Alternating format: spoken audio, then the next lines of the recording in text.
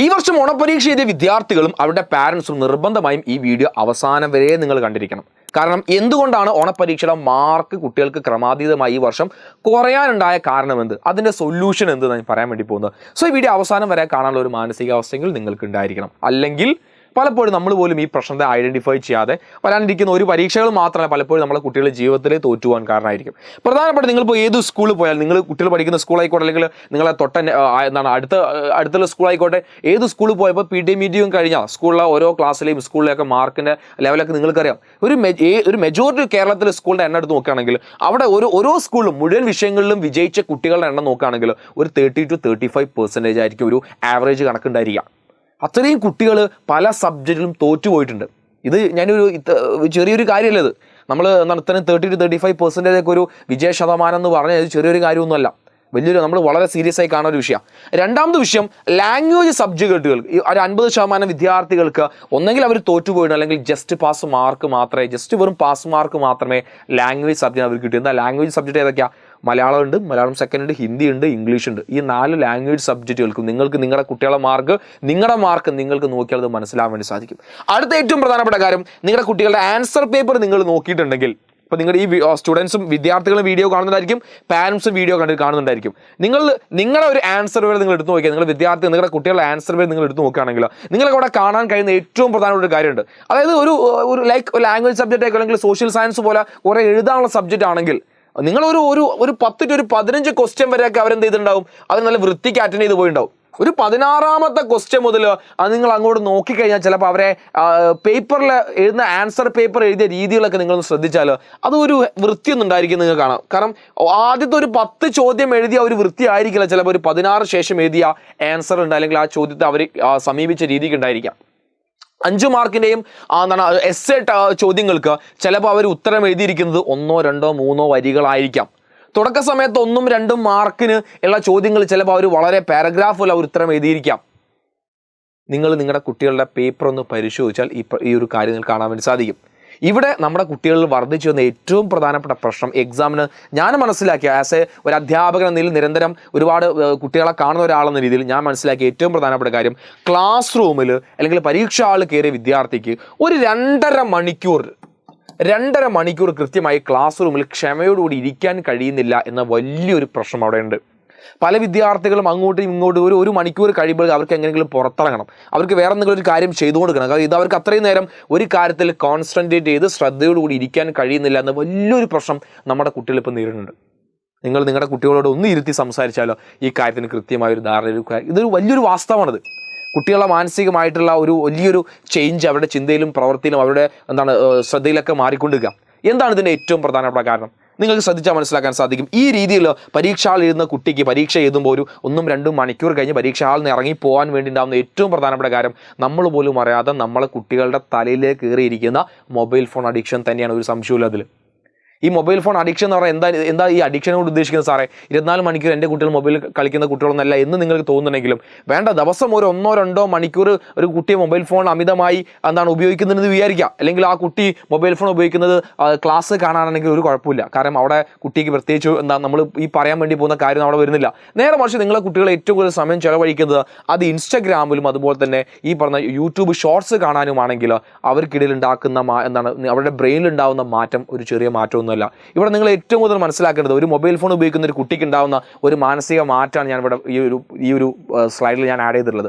ഒരു കുട്ടി mobile phone എടുക്കുന്നു, അവന് ഇഷ്ടമുള്ള കാര്യമൊക്കെ അവന് കാണാം, റീൽ അവന് കാണുകയാണ്, അല്ലെങ്കിൽ ഇട്ടൊരു ഫോട്ടോ ഒക്കെ ലൈക്ക് കൊടുക്കുകയാണ്. നമുക്കറിയാം, നമ്മൾ മൊബൈൽ ഫോൺ പലപ്പോഴും നമ്മളിങ്ങനെ ചിരിയോടെയൊക്കെ നമ്മൾ നോക്കില്ലേ. കാരണം നമുക്ക് വലിയ സന്തോഷം, റിലാക്സേഷൻ മൊബൈൽ ഫോൺ നോക്കുമ്പോൾ കിട്ടുക വലിയ റിലാക്സേഷനാണ്. കാരണം നമുക്ക് ഇഷ്ടമില്ലാത്തൊരു സാധനമാണ് നമ്മുടെ മുന്നിൽ വന്നതെന്ന് വിചാരിക്കാം. അപ്പോൾ നമുക്കൊരു വീഡിയോ ഒന്നും വലിയ ഇഷ്ടമില്ല, നിങ്ങൾക്ക് എന്ത് ചെയ്യാം, ഒറ്റയടിക്ക് സ്ക്രോൾ ചെയ്യാം അല്ലേ. അപ്പോൾ സ്ക്രോൾ ചെയ്താൽ പിന്നെ അടുത്ത വീഡിയോ എന്തായിരിക്കും, നമുക്ക് ഇഷ്ടമുള്ള വീഡിയോ ആയിരിക്കും വരും അല്ലേ. ആ ഇഷ്ടമുള്ള വീഡിയോ വരുമ്പോൾ കുട്ടിക്ക് എന്ത് ചെയ്യുന്നുണ്ട്, കുട്ടിയുടെ തലച്ചോറിൽ ഡോപാമിൻ ഇൻക്രീസ് ചെയ്യുന്നുണ്ട്. ആ ഒരു സന്തോഷം കുട്ടിയുടെ തലയിൽ ഇങ്ങനെ വരുന്നത്, ഇത് ഇഷ്ടമുള്ളതാണല്ലോ. പെട്ടെന്ന് ഒരു ഭയങ്കര സങ്കടപ്പെടുന്ന വീഡിയോ, പോട്ടെ, ഭയങ്കര ഈ ഒരു കുട്ടിയുടെ തലച്ചോറിലൂടെ കടന്നുകൊണ്ട് ഇമോഷണലായ കാര്യമുണ്ട്.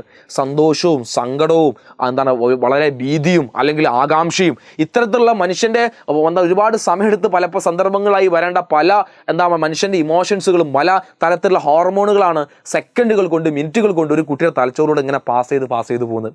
ആൻഡ് ഏറ്റവും പ്രധാനപ്പെട്ട കാര്യം, കുട്ടിക്ക് വളരെ സന്തോഷം നൽകുന്നുണ്ട് നിരന്തരമായി അവന് മൊബൈൽ ഫോണിൽ ഇങ്ങനെ സ്ക്രോൾ ചെയ്ത് നിൽക്കുമ്പോൾ. അതായത് ഒരു റീൽ എന്ന് പറഞ്ഞാൽ ഏകദേശം 60 സെക്കൻഡ് ആയിരിക്കും മാക്സിമം റീൽ ഉണ്ടായിരിക്കുക. ആ റീല് കുട്ടി ഒരു 30 സെക്കൻഡ് കഴിയുമ്പോൾ ആ കുട്ടിക്ക് ആ റീല് മടുത്തിന് കുട്ടി സ്ക്രോൾ ചെയ്ത് അടുത്ത റീല് കാണുക. അതൊരു 10 സെക്കൻഡ് സ്ക്രോൾ ചെയ്ത് അടുത്ത് കാണുക. ഇതിങ്ങനെ കുട്ടിക്ക് വേണ്ട സാധനങ്ങൾ സെക്കൻഡുകൾ കൊണ്ട് കുട്ടി ഇങ്ങനെ കാണാണ്. ആ ഇഷ്ടമില്ലാത്ത കാര്യങ്ങൾ ഇങ്ങനെ സ്കിപ്പ് ചെയ്ത് കുട്ടി പോവാം. അതെന്തുണ്ട്, കുട്ടിയുടെ ഉള്ളിൽ ഭയങ്കര ഡോപാമിൻ ഇൻക്രീസ് ഇങ്ങനെ ഉണ്ടായി. അതായത് ഈ സാധനം കുട്ടിക്ക് ഭയങ്കര സന്തോഷത്തില്ല, കുട്ടി അത് ചെയ്തുകൊണ്ടേയിരിക്കും. ഒരു മൊബൈൽ ഫോൺ ഒരു കുട്ടീൻ്റെ കയ്യിൽ കൊടുത്ത്, അല്ലെങ്കിൽ നിങ്ങളൊരു മൊബൈൽ ഫോൺ ഉപയോഗിക്കുകയാണെങ്കിൽ 1, 2, 3 മണിക്കൂർ നിങ്ങൾക്ക് അതിൽ ഇരിക്കും. നിങ്ങൾ ഒരാളും നിങ്ങളെ ഭാഗത്തേക്ക് വരേണ്ട വേണ്ട, നിങ്ങൾ വളരെ ഹാപ്പി ആയിരിക്കും അതിൽ. ഈ ഒരു ഹാപ്പിനെസ് എന്തോ നിങ്ങൾക്ക് എക്സാമിന് കിട്ടുന്നില്ല. കാരണം എക്സാം എഴുതുമ്പോൾ നിങ്ങൾ ആഗ്രഹിച്ചത് മാത്രമായിരിക്കില്ല പരീക്ഷാ പേപ്പർ ഉണ്ടായിരിക്കുക. നിങ്ങൾക്കറിയാത്ത ചോദ്യങ്ങൾ നിങ്ങൾക്ക് ഇങ്ങനെ സ്കിപ്പ് ചെയ്യാൻ കഴിയില്ല. നിങ്ങൾക്കറിയാത്ത കാര്യത്തെപ്പറ്റി, അല്ലെങ്കിൽ ഈ ഒരു ക്ഷമ, അതായത് 60 സെക്കൻഡിൻ്റെ റീൽ 30 സെക്കൻഡ് എത്തുമ്പോൾ നിങ്ങൾ സ്ക്രോൾ ചെയ്യുന്നുണ്ടല്ലോ, ആ ഒരു സ്പീഡ് പരീക്ഷകൾ നിങ്ങൾക്ക് കിട്ടാൻ വേണ്ടി പോകുന്നില്ല. 5G സ്പീഡിലല്ല നിങ്ങൾ പരീക്ഷ നടക്കാൻ വേണ്ടി പോകുന്നത്. ആ സമയത്ത് അല്പം ക്ഷമയോടുകൂടി പരീക്ഷയോട് കോൺസെൻട്രേറ്റ് ചെയ്തുകൊണ്ട് അറിയാത്ത കാര്യങ്ങൾ ചിന്തിക്കാനുള്ള സാധനം പോലും നിങ്ങൾക്ക് എന്ത് ചെയ്യുന്നില്ല, അവിടെ വർക്ക് ചെയ്യുന്നില്ല എന്നുള്ള വലിയൊരു പ്രശ്നം വിദ്യാർത്ഥികൾ അനുഭവിക്കുന്നുണ്ട്. ഇത് വളരെ സീരിയസ് ആയി നമ്മൾ ശ്രദ്ധിക്കേണ്ട ഒരു കാര്യമാണ്. അതുകൊണ്ട് കൃത്യമായി മൊബൈൽ ഫോണിനെ വളരെ പോസിറ്റീവായ രീതിയിൽ നമ്മൾ ഉപയോഗിച്ചിട്ടില്ലെങ്കിൽ, കാരണം നിങ്ങളെ ബുദ്ധി അല്ലെങ്കിൽ നിങ്ങളുടെ ബ്രെയിന് അതൊരു 100% അതിൻ്റെ ഡെവലപ്മെൻറ്റിലേക്ക് എത്തിയില്ല. നിങ്ങൾ വിദ്യാർത്ഥികളായ കുട്ടികളാണ്, നിങ്ങളുടെ ബുദ്ധി വളർച്ച ഇങ്ങനെ നടന്നുകൊടുക്കുന്ന സമയമാണ്. ഈ സമയത്ത് ഇത്തരത്തിലുള്ള പ്രശ്നങ്ങൾ നിങ്ങളുടെ ബ്രെയിനിലേക്ക് വന്നു കഴിഞ്ഞ്, നിങ്ങളുടെ ചിന്തയിലും നിങ്ങളുടെ പ്രവർത്തിയിലേക്ക് വന്നു കഴിഞ്ഞാൽ ഈ പരീക്ഷ എന്ന് മാത്രമല്ല, ജീവിതത്തിൽ സമയമെടുത്ത് ചെയ്യേണ്ട പല കാര്യങ്ങളും ക്ഷമയോടുകൂടി ചെയ്യാൻ നിങ്ങൾക്ക് സാധിക്കില്ല എന്ന് പറയുന്ന വലിയൊരു പ്രശ്നം അവിടെ വരുന്നുണ്ട്. ഇതിന് സൊല്യൂഷൻ എന്താ? നമ്മൾ ചില കാര്യങ്ങൾ നമ്മൾ ശ്രദ്ധിച്ചേ പറ്റും. ഇതിന് കൃത്യമായ സൊല്യൂഷൻസ് ഒക്കെ ഉണ്ട്. സൊല്യൂഷൻസ് നമ്മൾ മനഃപൂർവ്വം ഉണ്ടാക്കിയാൽ ഇതിന് പരിഹാരം കാണാൻ സാധിക്കുള്ളൂ. ഏറ്റവും എളുപ്പം എന്താ? അവിടെ ഇരിക്കുന്ന മൊബൈൽ ഫോണുകൾ. ഇതാണ് ഏറ്റവും എളുപ്പമുള്ള പരിപാടി. ആ എളുപ്പമുള്ള പരിപാടി ഒന്ന് മാറ്റി നിർത്തണമെങ്കിൽ ചെറിയ ഒരു എഫേർട്ട് ആസ് എ പാരൻസ് എന്ന സൈഡ് നിങ്ങൾ എടുക്കണം.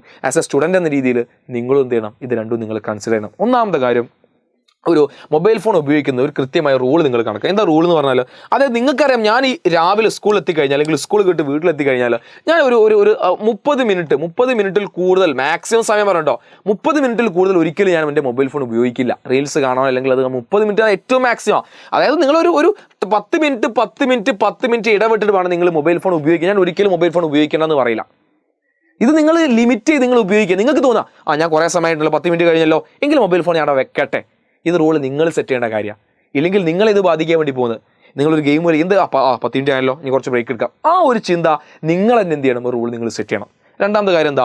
Use parent control apps. ഇത് പാരൻസിന് ചെയ്യാൻ പറ്റുന്ന കാര്യങ്ങളാണ്. കാരണം എന്തൊക്കെയാണ് പാരൻസ് കൺട്രോൾ ആപ്പ് വഴി ആ ഒരു കുട്ടിക്ക് എന്തെല്ലാം, ഓരോ ആപ്പും എത്ര മിനിറ്റ് ഉപയോഗിക്കാൻ വേണ്ടി കഴിയും, അതൊക്കെ കൃത്യമായി മൊബൈൽ ഫോൺ വഴി നിങ്ങൾക്ക് സെറ്റ് ചെയ്യാൻ സാധിക്കും. അതിൻ്റെ ഒരു വീഡിയോ വേണമെങ്കിൽ ഞാൻ ചെയ്തു തരുന്നുണ്ട്. അപ്പോൾ അത് കൃത്യമായി നിങ്ങൾ ശ്രദ്ധിക്കുക. പാരൻസ് ശ്രദ്ധിക്കാൻ ഒരു പാരന്റ് കൺട്രോൾ ആപ്പ് നിങ്ങൾക്ക് ഉപയോഗിക്കാം. കുട്ടി ഏതൊക്കെ സൈറ്റിലേക്ക് പോകുന്നുണ്ട്, ഏതൊക്കെ ആപ്പ് കുട്ടിക്ക് ഉപയോഗിക്കേണ്ടതൊക്കെ, അല്ലെങ്കിൽ എത്ര സമയം കുട്ടി ഉപയോഗിക്കുന്നുണ്ട്, എന്താണ് ഉപയോഗിക്കുന്നത് ഒക്കെ പാരന്റ് ആപ്പ് വഴി ഒരു പാരൻസിന് മോണിറ്റർ ചെയ്യാൻ സാധിക്കും. അത് വളരെ പ്രധാനപ്പെട്ടാണ്. ഇന്നത്തെ കാലത്ത് നിർബന്ധമായി നിങ്ങൾ ചെയ്യേണ്ട കാര്യം കൂടിയാണ്. അതുപോലെ തന്നെ എഡ്യൂക്കേഷൻ അബൌട്ട് അഡിക്ഷൻ. കുട്ടികളെ പറ്റി കുട്ടിക്ക് ഇത് പറഞ്ഞു കൊടുക്കണം. കാരണം അവർ ചെറിയ മക്കളാണ്. അവർക്ക് ചിലപ്പോൾ ഇതിനെപ്പറ്റി ഒരു 100% ധാരണ. അപ്പോൾ നിങ്ങൾ വിചാരിക്കും, ഇനി എങ്ങനെയാണ് സാറേ ഞാൻ പറഞ്ഞു കൊടുക്കാമെന്നില്ല. കാരണം നിങ്ങൾ ഇത്തരത്തിലുള്ള ഒരുപാട് പാരൻസ് നിരന്തരം ഞാൻ കാണുന്നത്. അപ്പോൾ അതും ഒരു പ്രശ്നമാണ്. നിങ്ങൾ കൂടെ ഇരുന്ന് കാര്യങ്ങളൊക്കെ അറിഞ്ഞ് അവർക്ക് മനസ്സിലാക്കി കൊടുക്കണം. ഓക്കെ, അടുത്ത കാര്യം എന്താ? Encourage offline activity. ഇതാണ് ഇന്ന് പലരും മിസ് ചെയ്യുന്ന ഒരു പരിപാടികൾ. കാരണം മൊബൈൽ ഫോൺ അപ്പുറത്തേക്ക് അവർക്ക് കളിക്കാൻ ഒരു കളിയുമില്ല, ഗെയിംസ് ഇല്ല. ആകെയുള്ള ഒരു ഫുട്ബോൾ എന്താ? പണ്ടൊക്കെ എന്നിപ്പോൾ നമുക്ക് പറയാൻ കഴിയാത്ത അവസ്ഥയും. കാരണം നാടൊക്കെ ആ രീതിയിൽ ഡെവലപ്പായി പോയി. ഒന്ന് കളിക്കാൻ ഗ്രൗണ്ടുകളോ, ഒന്ന് മീൻ പിടിക്കാൻ പോകാൻ കുളമോ ഒന്നും കുട്ടികൾക്ക് നാട്ടിൽ നിന്നില്ല. അത് വലിയ പ്രശ്നമാണ്. അപ്പോൾ അവർക്ക് എന്തെങ്കിലും ഓഫ്ലൈൻ ആയിട്ട്, അതായത് മൊബൈൽ ഫോൺ അല്ലാതെ വീട്ടിൽ ചെയ്യാൻ എന്തെങ്കിലും വൃത്തിയാക്കുന്ന ഒരു പണിയോ എന്തെങ്കിലും ആക്ടിവിറ്റീസ് അവർക്ക് നിങ്ങൾ ഓഫ്ലൈനായി ചെയ്യാൻ പറ്റുന്ന രീതിയിലുണ്ട്. നിങ്ങൾ ഉറപ്പുവരുത്തണം. കാരണം നിങ്ങളാണ് പാരൻസാണ്, നിങ്ങളാണ് അവർക്ക് വേണ്ട അറ്റ്മോസ്ഫിയർ, അന്തരീക്ഷം ഉണ്ടാക്കി കൊടുക്കേണ്ടത്. അപ്പോൾ ഇത് വളരെ പ്രധാനപ്പെട്ട ഒരു കാര്യമാണ്. അതുപോലെ തന്നെ എന്താണ്? Create a tech free zones. അതായത് എല്ലാ സമയത്തും മൊബൈൽ ഫോൺ മാത്രം ഉപയോഗിച്ച് കാര്യങ്ങൾ ചെയ്യാത്ത രീതിയിലുള്ള ഒരു സിറ്റുവേഷൻ നമ്മൾ ഉണ്ടാക്കിയെടുക്കണം. അതുപോലെ തന്നെ നമ്മൾ കൃത്യമായി ഉപയോഗത്തെ നമ്മൾ കൃത്യമായി മോണിറ്റർ ചെയ്യണം. അതാണ് ഞാൻ നേരത്തെ ആദ്യം പറഞ്ഞ കാര്യം. എന്താണ്? ഒരു സമയം ഇത്ര സമയം ആവുന്നുണ്ടല്ലോ, ഇത്ര സമയം ആയല്ലോ. ആസ് എ പാരന്റ് രീതിയിൽ നിങ്ങൾ കൃത്യമായി ആ കാര്യം എന്ത് ചെയ്യണം? മോണിറ്റർ ചെയ്യണം. അതുപോലെ തന്നെ സോഷ്യൽ ഇൻട്രാക്ഷൻ പലപ്പോഴും ഇന്ന് കുറഞ്ഞൊരു സാധനം. ഇതാണ് കുട്ടികളെ പല ആങ്സൈറ്റിയിലും പ്രശ്നത്തിലേക്കും ആത്മഹത്യയിലേക്ക് വരെ എത്തിക്കുന്ന പ്രധാനപ്പെട്ട കാര്യം. അവർക്ക് സോഷ്യൽ ഇൻട്രാക്ഷൻ ഇല്ല. അവർക്കൊരു പ്രശ്നം വന്നാലത് മറ്റൊരാളോട് പറയാനോ അല്ലെങ്കിൽ ആളുകളുമായി സംസാരിക്കാനോ, നാട്ടിൽ നടക്കുന്ന കാര്യങ്ങൾ പരസ്പരം അങ്ങോട്ടും ഇങ്ങോട്ടും കമ്മ്യൂണിക്കേറ്റ് ചെയ്യാൻ പറ്റിയ ഒരു ഗ്രൂപ്പ് കുട്ടികൾക്ക് ഇന്നില്ല. നമ്മൾ പലരും നമ്മളെ മക്കളെ വേറെ പുറത്തേക്ക് ഒന്ന് പോകേണ്ട വീട്ടിൽ കൂട്ടിലിട്ട് വളർത്തുന്ന കുട്ടികൾ എപ്പോഴും കൂട്ടിൽ തന്നെയായിരിക്കും. അവരുടെ ലോകം എന്ന് പറഞ്ഞാൽ കൂട് മാത്രമായിരിക്കും എന്നുള്ള കാര്യം എപ്പോഴും പാരൻസ് ശ്രദ്ധിക്കണം. അവർ സോഷ്യൽ ഇൻട്രാക്ഷൻ കുട്ടികൾ കൂട്ടാനുള്ള അത് ക്ലബ്ബുകളോ പ്രോഗ്രാമുകളോ എന്തെങ്കിലുമായിട്ട് അവർക്ക് നിങ്ങൾ റെഡിയാക്കി കൊടുക്കുക. അതുപോലെ തന്നെ ലിമിറ്റഡ് സോഷ്യൽ മീഡിയ എക്സ്പോഷർ അല്ലേ, കുട്ടികൾക്കൊന്നും അധികം സോഷ്യൽ മീഡിയ എക്സ്പോഷറിൻ്റെ ആവശ്യമൊന്നുമില്ല. എന്തിനാണ് ഇപ്പോൾ ഒന്ന് പറഞ്ഞ രണ്ടാമത്തേന് ഇപ്പോൾ അതിലും ഞാൻ ഇപ്പോൾ സോഷ്യൽ മീഡിയ വലിയൊരു സാധ്യത ഒക്കെ തന്നെയാണ്. പക്ഷെ പലപ്പോഴും പാരൻസ് എന്ത് ചെയ്യുന്നുണ്ട്, വ്ളോഗ് മറ്റ് മർഷം എന്നൊക്കെ പറഞ്ഞ് അതിലേക്ക് കുട്ടികളെ കൂടി എന്ത് ചെയ്യുന്നുണ്ട്, കരുവാക്കുന്ന രീതിയിലേക്ക് കാര്യങ്ങൾ വരുന്നുണ്ട്. അപ്പോൾ ഇപ്പോൾ നമ്മൾ ഈ ഒരു പ്രായത്തിലെ കുട്ടികൾക്ക് ഇത്തരത്തിലുള്ള അവരെന്താണ് അവർ ഇഫ് ഓക്കെ അവർക്ക് എബിലിറ്റി ഉണ്ട്, ഒരു സ്കിൽ ഉണ്ടെങ്കിൽ ഇറ്റ്സ് ഓക്കെ, അവർക്ക് അത് വളരെ വൃത്തി ഇതിൽ കൊണ്ടുപോകാം, നല്ലൊരു സ്കോപ്പും സാധ്യതയൊക്കെ ഉണ്ട്. അതിനപ്പുറത്തേക്ക് എന്താണ് എൻ്റെ ഒരു നിർബന്ധിത സാഹചര്യത്തിൽ അവരെന്ത് ചെയ്യേണ്ട, സോഷ്യൽ മീഡിയയുടെ ഒരു അമിതമായ എക്സ്പോഷർ അവർക്ക് കൊടുക്കേണ്ട സമയമൊന്നുമല്ല. അവർ ശരിക്കും അവരുടെ ഫോളോ ചെയ്യുന്ന അക്കൗണ്ടുകൾ, അത് അവർക്ക് എഡ്യൂക്കേഷൻ പർപ്പസിന് ഉപയോഗിക്കുന്ന അക്കൗണ്ടുകൾ അതിലുണ്ട്. എന്തായാലും അവർക്ക് അവരുടേതായ ഫാൻസും കാര്യങ്ങളും വ്ളോഗേഴ്സ് ഒക്കെ ഉണ്ടായിരിക്കും. അതിനപ്പുറത്തേക്ക് അതിൻ്റെ കൂടെ എഡ്യൂക്കേറ്റ് റിലേറ്റഡ് ആയ കാര്യങ്ങൾ അവർ ഫോളോ ചെയ്യുന്നുണ്ട്, ഹെൽത്ത് റിലേറ്റഡ് ആയ കാര്യങ്ങൾ അവർ ഫോളോ ചെയ്യുന്നുണ്ട്. എങ്കിലേ ഇത്തരം ഇതിനെപ്പറ്റിയുള്ള ഫീഡുകളൊക്കെ അവരെ ഇവിടെ വരുള്ളൂ, ഇൻസ്റ്റാഗ്രാമിൽ വരുള്ളൂ, അല്ലെങ്കിൽ യൂട്യൂബിൽ വരുള്ളൂ. അത് വളരെ പ്രധാനപ്പെട്ട ഒരു കാര്യം. അതുപോലെ തന്നെ എന്താണ്, teach time management. Time management വളരെ പ്രധാനപ്പെട്ട കാര്യം. ഇപ്പോൾ ഒരു കുട്ടിക്കും ഇല്ലാത്ത, പലപ്പോഴും ഒരു പാരൻസിനും ഇതില്ല ഞാൻ പലപ്പോഴും മനസ്സിലാക്കുന്നുണ്ട്. അപ്പോൾ സമയത്തെ ബഹുമാനിക്കാനും സമയത്തെ കൃത്യമായി ഉപയോഗപ്പെടുത്താനും കുട്ടികൾക്ക് നമ്മൾ പഠിപ്പിച്ചേ മതിയാവും. അത് പാരൻസിന് അതൊരു വലിയ റോളുണ്ട്, അവർ ജീവിച്ച് വരുന്ന സാഹചര്യങ്ങൾക്ക് വലിയ റോളുണ്ട്. കൃത്യമായി അതും നിങ്ങൾ ശ്രദ്ധിക്കണം. അതുപോലെ എൻകറേജ് ഡിവൈസ് ഫ്രീ ബെഡ്റൂംസ്. ഇതാണ് നമ്മൾ പലരും ചെയ്യാത്തൊരു കാര്യം. നമ്മളെ കുട്ടികൾ കടന്നുറങ്ങുന്ന റൂമിലേക്ക് മൊബൈൽ ഫോണോ അല്ലെങ്കിൽ കമ്പ്യൂട്ടർ സംവിധാനങ്ങളൊന്നും അവിടെ ഇല്ല. അവർക്ക് വളരെ ഫ്രീ ആയിട്ട് ഉറങ്ങി എണീക്കാനുള്ള ഒരു സംവിധാനം അവിടെ ഉണ്ട്, നിങ്ങൾ ഉറപ്പാക്കുക. ഇത് പലപ്പോഴും കുട്ടികൾക്ക് എന്ത് ചെയ്യും, അലാറം വെക്കാനും മറ്റെന്നൊക്കെ പറയാൻ മൊബൈൽ. നമ്മുടെ കുട്ടികളോ 10, 16, 15 വർഷമായി നിങ്ങളെ കൂടെ താമസിക്കുന്ന കുട്ടികളാണ്. നിങ്ങളുടെ A to Z കാര്യങ്ങൾ കുട്ടികൾക്കറിയാം, ഏത് രീതിയിൽ എങ്ങനെയൊക്കെ സോപ്പിട്ടാൽ നിങ്ങൾ അവരെ കൂടെ പോകുന്നുള്ളൂ. അപ്പോൾ ഈ കാര്യം നിങ്ങൾ എന്ത് ചെയ്യുക, കൃത്യമായി ശ്രദ്ധിക്കുക. സോ ഇത് ഞാൻ തമാശയ്ക്ക് പറഞ്ഞ കാര്യമല്ല, വളരെ സീരിയസ് ആയി പറഞ്ഞ കാര്യമാണ്. ഈ മൊബൈൽ ഫോണിലൂടെ അവരുണ്ടാക്കുന്ന കാര്യം, അവർക്ക് ക്ഷമ എന്ന് പറഞ്ഞ സാധനം, ഒരു സമയമെടുത്ത് ചെയ്യേണ്ട പല കാര്യങ്ങളും അവർക്കൊണ്ട് ചെയ്യാൻ പറ്റാത്ത വലിയൊരു ട്രാപ്പിലേക്ക് നമ്മളെ കുട്ടികൾ വീണ് പോകുന്നുണ്ട്. അപ്പോൾ ഈ വീഡിയോ കാണുന്ന പാരൻസ് ആയിക്കോട്ടെ അല്ലെങ്കിൽ സ്റ്റുഡൻസ് ആയിക്കോട്ടെ, നിങ്ങളുടെ മുഴുവൻ ഫ്രണ്ട്സിനും ഈ വീഡിയോ നിങ്ങളൊന്ന് ഷെയർ ചെയ്ത് കൊടുക്കുക. കാരണം ഇതൊരു വലിയൊരു പ്രോബ്ലം, നമ്മൾ ലൂപ്പ് പെടുക. എന്താ ലൂപ്പ് എന്ന് പറഞ്ഞാൽ, ആ ലൂപ്പ് പെട്ട് നമുക്ക് അവിടെ നിന്ന് ഇറങ്ങാൻ കഴിയില്ല. ഇതിങ്ങനെ റൊട്ടേറ്റ് ചെയ്തുകൊണ്ടൊക്കെ ചെയ്യുക, അതിങ്ങനെ റൊട്ടേറ്റ് ചെയ്യുക. നമ്മൾ ആ ലൂപ്പിൽ പെട്ട് കഴിഞ്ഞാൽ ആ ലൂപ്പിൻ്റെ കണ്ണി നമ്മൾ ബ്രേക്ക് ചെയ്താൽ മാത്രമേ നമുക്ക് ഇവിടെ നിന്ന് പുറത്തിറങ്ങാനും നമുക്കൊരു പ്രൊഡക്റ്റീവായ ഒരു നമ്മളെ മാറ്റാൻ വേണ്ടി കഴിയുള്ളൂ. ഓക്കെ, അപ്പോൾ ഇത്തരത്തിലുള്ള ഒരുപാട് ടിപ്സ് ആൻഡ് ട്രിക്സ് നമ്മുടെ ചാനൽ നിങ്ങൾക്ക് വരുന്നതായിരിക്കും. ആദ്യം നമ്മുടെ ചാനൽ കാണുന്ന ആളുകൾ സബ്സ്ക്രൈബ് ചെയ്യാൻ മറക്കരുത്. അപ്പോൾ നിങ്ങളെല്ലാ ഫ്രണ്ട്സിനും എന്ത് ചെയ്യുക, നിങ്ങൾ ഷെയർ, നിങ്ങളുടെ കൺസേൺ, നിങ്ങൾക്ക് ആർക്കെങ്കിലും ഈ ഒരു പ്രശ്നം ഇത്തരത്തിൽ തോന്നുന്നു, നിങ്ങൾ നാളെ കമൻറ്റ് ചെയ്യുക. എന്തൊക്കെയാണ് നിങ്ങളുടെ പ്രോബ്ലംസ്, നിങ്ങൾക്ക് തോന്നിയ പ്രശ്നങ്ങൾ എന്തെല്ലാം, അത് നിങ്ങൾ താഴെ കമൻറ്റ് ചെയ്യുക. അതിനൊക്കെ സൊല്യൂഷനായുള്ള വീഡിയോസൊക്കെ നമ്മൾ നിങ്ങൾക്ക് വേണ്ടി നൽകുന്നതായിരിക്കും. കാരണം നമ്മളെല്ലാവരും കൂടി ശ്രമിച്ചാലേ നല്ലൊരു മാറ്റം നമുക്ക് കൊണ്ടുവരാൻ വേണ്ടി സാധിക്കുള്ളൂ. ഓക്കെ, അപ്പോൾ പരീക്ഷയ്ക്ക് മാർക്ക് കുറയാനുള്ള കാരണങ്ങൾ എന്തല്ല, അക്കാഡമിക്സ് വൈസ് മാത്രമല്ല, ആസ് എ പേഴ്സൺ നമ്മുടെ ഹാബിറ്റിലും എന്ത് ചെയ്യുന്നുണ്ട്, ഒരുപാട് പ്രശ്നങ്ങൾ വരുന്നുണ്ട്. ഓക്കെ, അപ്പോൾ ഇതൊക്കെ മാറ്റിയിട്ട് നല്ല പ്രൊഡക്റ്റീവായി നമുക്ക് മാറാൻ വേണ്ടി സാധിക്കട്ടെ എന്ന് മാത്രമേ ഞാൻ ആശംസിക്കുന്നു, പ്രാർത്ഥിക്കുന്നു. എല്ലാവർക്കും all the best. Thank you. അടുത്തൊരു വീഡിയോ ആയിട്ട് കാണാം. ബൈ.